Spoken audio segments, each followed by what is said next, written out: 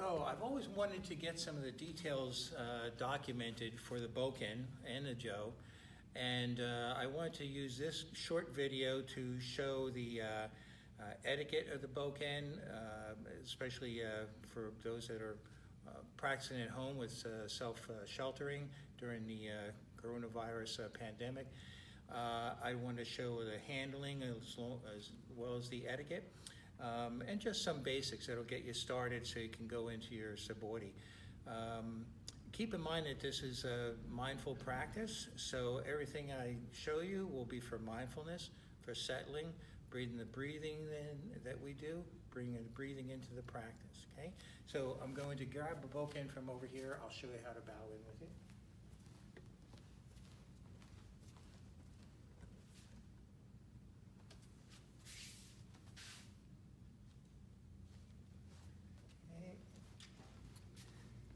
Holding it on the left side, there's a mark here where the suba would be. Maybe I'll get this as well.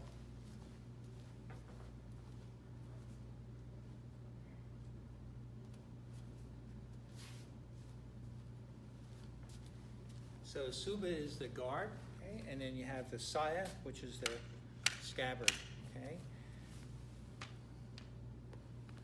So this should be assumed that there's a scabbard here, so you're holding it where you would hold the scabbard. Okay. In order for the sword not to come out, your thumb is there, so it won't slip out when you're bowing, moving, until you intentionally take it out. Okay. So anything that we're doing with the Bokken relates back to the actual sword. This mark here, sometimes it's not so clear the way the Bokkens are made, some different styles and all. But you'll get a sense of it. There's usually some facsimile that will give you a sense of it. One of the nice things about not having this is if you're taller, bigger hands, shorter, you don't have to go by this measurement, okay? Because the the handle of the sword can vary also. So when I'm just relaxed, holding it in my left hand, the blade is up, okay? Handle is forward. Okay.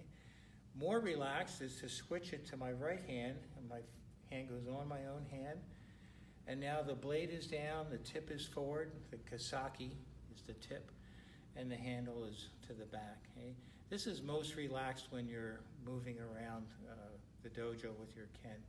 Once you move it to your left side, and you can practice this, your hand goes on your own hand, and then your thumb would be where the supa would be. Okay, this is starting to be ready for your practice.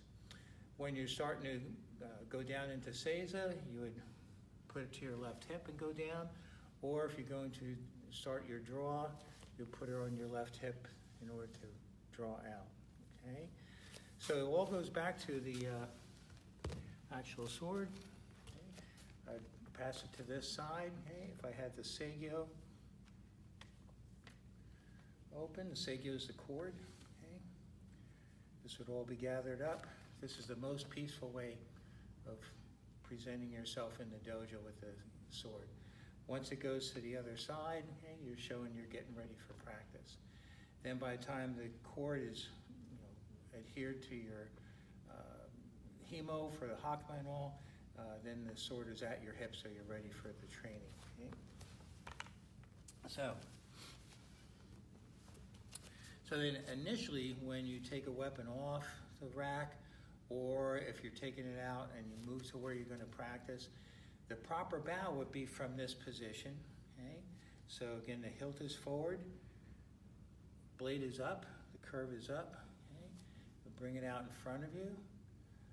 Right hand comes palm up. Draw it like this. This is the most peaceful way to present your weapon. So it shows trust. If it was an actual sword, you give them the advantage that they'd be able to cut. Okay? It's hardest for you because the blade is facing you and the handle's on that side. So most peaceful way to present it, and this is the way you would bow in. A little bit of a bow, and you raise the weapon, okay? And then you return it. Okay? So when you're bowing with the weapon, I recommend that you acknowledge that you're coming on to the mat or coming into practice with a weapon. So you're acknowledging that you're taking responsibility for this, for your safety and other people's safety. This is a practice partner, so you're bowing to your practice partner. This practice partner can hurt you and hurt others, just like we can in class.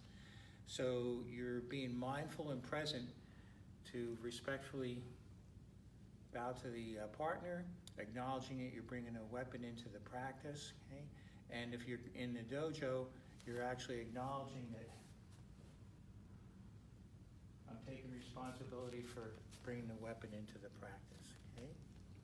Okay, so next video will be how to hold the Bokken, okay? So we just covered etiquette and how to hold it from your side, but next video will cover how to actually hold it, okay? Great.